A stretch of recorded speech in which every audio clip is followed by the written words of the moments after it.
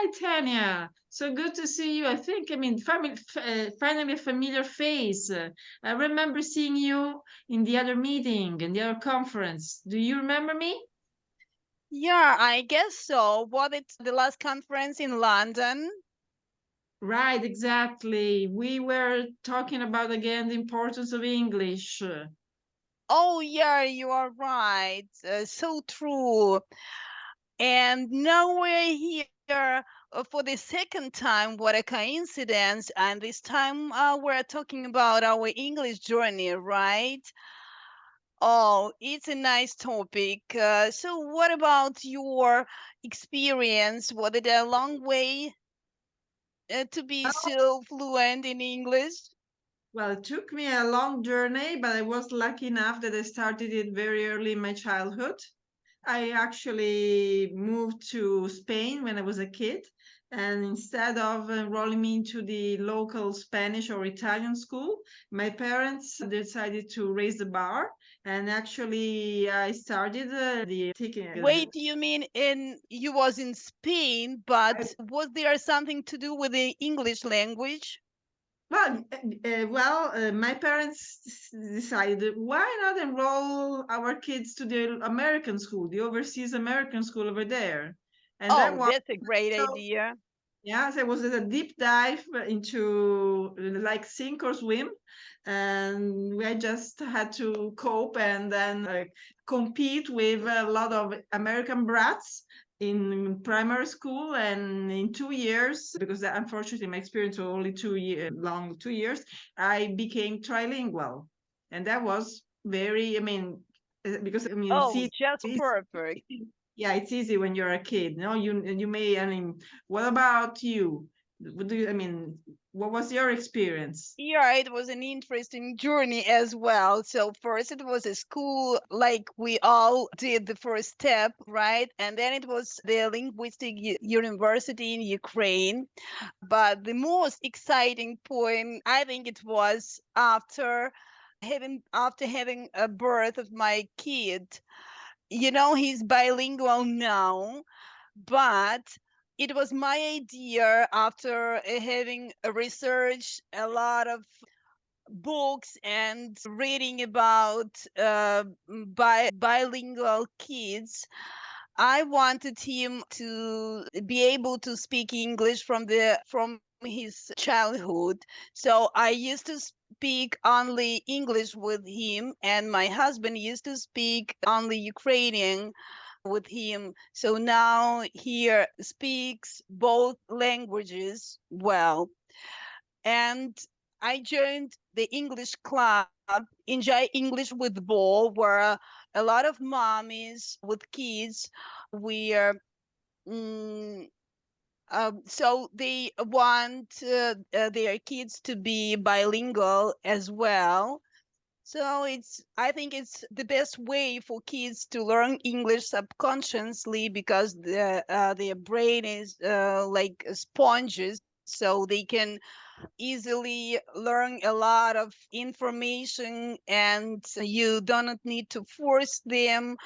So we used to have a lot of master classes in English, and we visited a lot of museum theaters and everything.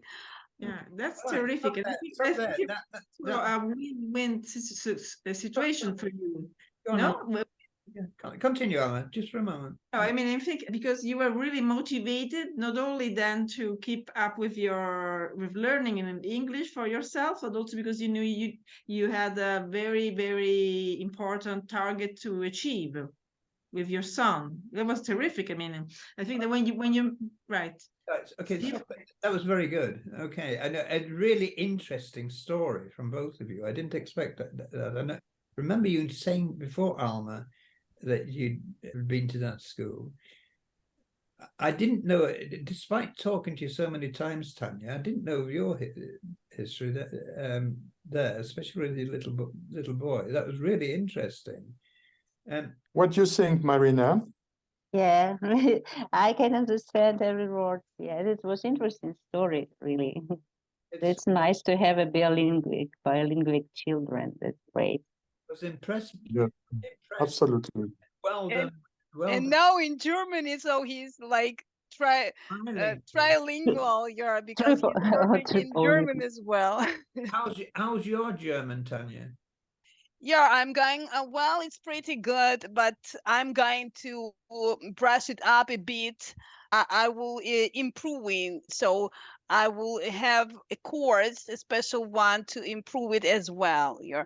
Well, I have enough like here because it's not my language I use for my work, but anyway, I would like just to improve it a bit. Tanya, how many English people are you speaking to these days? Me, Yeah. so English, German, Ukrainian, Russian, many- a bit Spanish. How many English people are you speaking to? Oh, how many times are you speaking English? How much are you speaking English? Every day, so it's like Yeah, my all work. What I can speak with my son.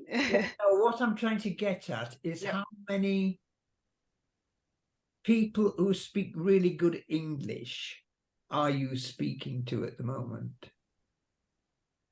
How much You, list? of How course. much list with me? And Well, I've got one American, maybe, so sometimes you can hear some American words because of I have one American group as well, so maybe sometimes you can hear some words. hearing that coming in, you'd benefit from more exposure of. Yeah, I have a book club as well, so You're speaking English then. Good. Okay. yeah. Well done, both of you. Right. Daniel and Kate, take the stage, please. Hello, Kate. Long time no see. So you know Yeah. that you will have to start explaining the reason why you got involved with English. So what will you tell them during the conference when it starts again? Honestly, I don't know when it was exactly because I've been always been fascinated by English.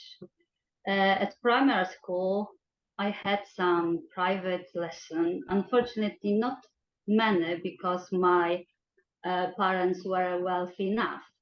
But after that, at high school, I had an extremely wonderful and very strict teacher. Of course, Lucky English you. teacher. English teacher. Yeah, good for me. Yeah, I remember once when I got the mark, and I was so ashamed. Then I learned it was reported speech. I learned it by heart, so till now I know reported speech. Yeah, so she was such a good teacher, and it was always my dream to become a teacher like her.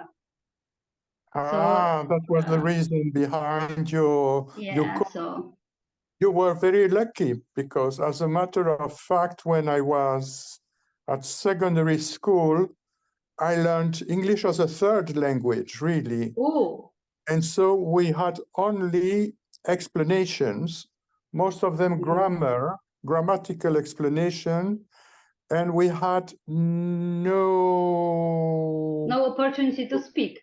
Opportunity to speak and no information about the pronunciation. So guess how hard it was to I start can imagine. afterwards when I missed pronunciation totally. But then Daniel, I will tell you a story. I remember once when I went on a teacher camp in Cambridge, in fact. So one teacher, I don't remember which one, told me the pronunciation of apple. You know, apple. Yeah, it's now I know it's apple, but he taught me apple. And during the session with a very educated teacher, I was talking about apple, and he looked at me and he asked me, "Sorry, Kate, what are you talking about?" So I was even more surprised. I said, he asked me again, "What?" I said, "Apple." Yeah, so we look at each other. I said, the fruit, it grows on the tree. And he said, "Oh, wow, apple." Well, so you till see, now, I remember, the importance I of totally agree with pronunciation. you. I totally agree with you. Pronunciation is one of the most difficult aspects of the English language. When you want to speak it, and more importantly, when you want to understand native speakers, because they speak as fast as a machine gun, and they use the schwa everywhere.